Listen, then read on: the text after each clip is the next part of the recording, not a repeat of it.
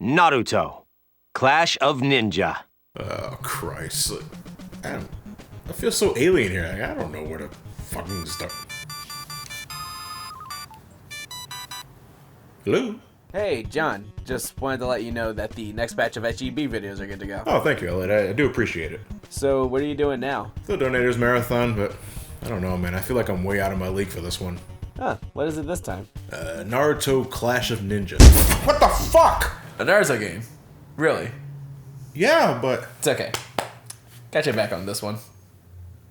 Well, okay. I mean, you have to know at least a few things about Naruto, right? Elliot, honestly, no. I mean, I know that if you were too young to relish in the Dragon Ball Z craze that infested Western anime culture in the early 2000s, it was most likely Naruto you grew up with. That or Bleach, but no one seems to talk about that one anymore. I know plenty of people who watched Naruto in high school, my early days of college, all that, but if you were to ask me about the actual content of the show, I'm giving you that blank stare. That sounds about right. Naruto was the next big thing from Shonen Jump that, despite having roots in the late 90s as a traditional manga series, it really didn't explode here in the West until the mid-2000s, all thanks to the anime adaptation and Toonami. So how long have you been familiar with it? Well, I technically started watching the show when I was in middle school, although it was a little hard for me to keep up with because I caught the series late at the time and didn't have DVDs, so I don't remember much of that experience. Like, imagine trying to go into Dragon Ball Z during the Boo saga. I'm no ordinary candy. I'm a jawbreaker, the strongest piece of candy there is. However, about a year ago, I started to get back into it thanks to my friends at school. Yeah, peer pressure's a motherfucker. Fuck you, that's not what I meant. I started from the beginning of the first Naruto series and up to the second season of Naruto Shippuden, the sequel series. Well, anyway, that's good and all. Of course,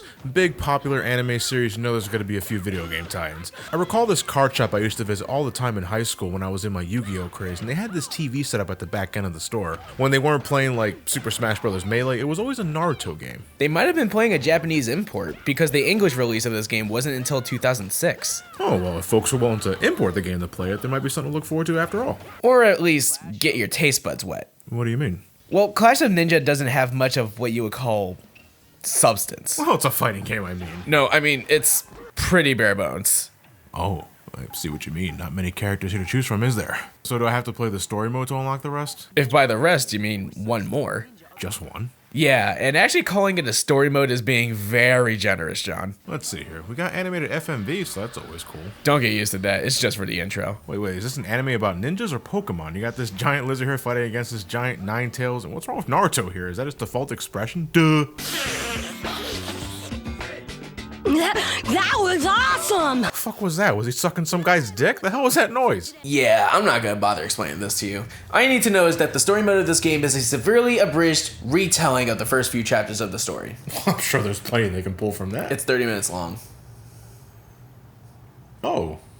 So Naruto here is an upcoming ninja in a bright orange suit that dreams of one day becoming a Hokage. Hokage, my bad. So I guess it's a big deal or something. Either way, our story centers on his short journey across a couple of different areas, and then he beats people up. And that's really about it. I suppose these kids hanging around him are his friends? Pretty much. They all have their ambitions and such, but for this story mode, they might as well be cheerleaders. Now, Elliot wasn't kidding. This barely constitutes a story mode. Not much happens here. You meet a few faces, beat them up, and then the credits roll. Now, I'm sure fans got a kick out of the little dialogue exchanges here, and to the game's credit, they're all fully voiced. Gotta say, though, some of these performances leave me raising an eyebrow. Like, who's this Sasuke kid? Why is he moody? Who pissed in his Cheerios? And why does he have the emotional capacity of a butter stick? I'm trembling with excitement to take you down. Whoa, calm down there, Sasuke. Don't want to get too excited. Seriously, what the fuck was that?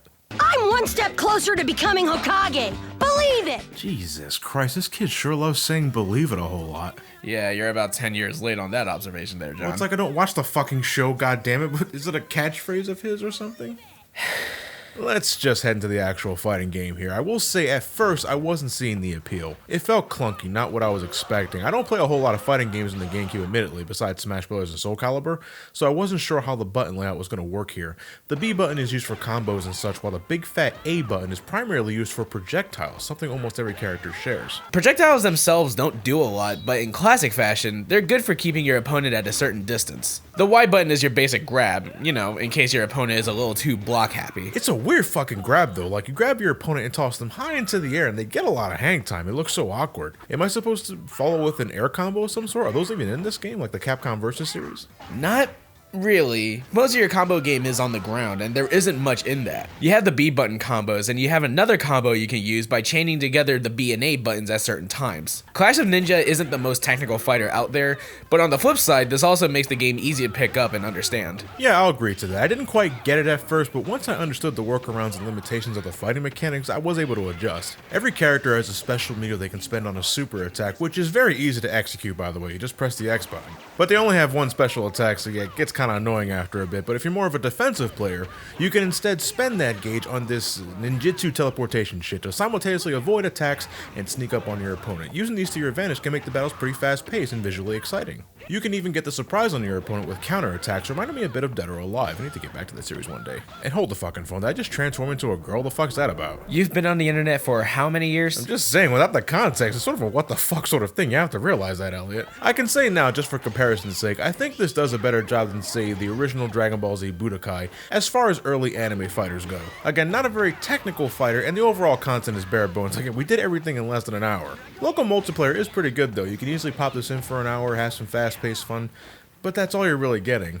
This hasn't convinced me to give Naruto a shot as a series. If that was the intention, I'm sorry to say, I'm still not very interested, but at least I can say my time wasn't entirely wasted here. Well, there wasn't much time to waste. Again, we did everything in less than an hour. True. That's very true. I know you're not convinced, but as I'm sure people on your Twitter page have told you, the other games after this are much better in fighting mechanics and content. And I don't doubt that for a second. It's always a hard sell for me when I'm not very interested in the licensed property from the start. That said, I have gotten a number of anime games as donations throughout the past year, so for the sake of shaking things up for this current marathon, I think I'll leave those for a separate anime marathon. That way you guys can vent your frustrations towards me for my lack of anime knowledge. You sound like you're looking forward to that. Elliot, there are many things to look forward to. But thanks for the assistance, by the way. I do appreciate it. In fact, I'll let you choose the next game for my Donators Marathon. Let me dig in there. This thing's dusty as Reach shit. into the damn box. Okay, jeez. Here we go. Okami. Yeah, I've heard of that one before. So have I. Well, it looks like I'll finally see what I've been missing out on next time for the Donators Marathon. With that said, thank you all for watching. Have yourselves a fantastic night, and take... Jesus fucking Christ!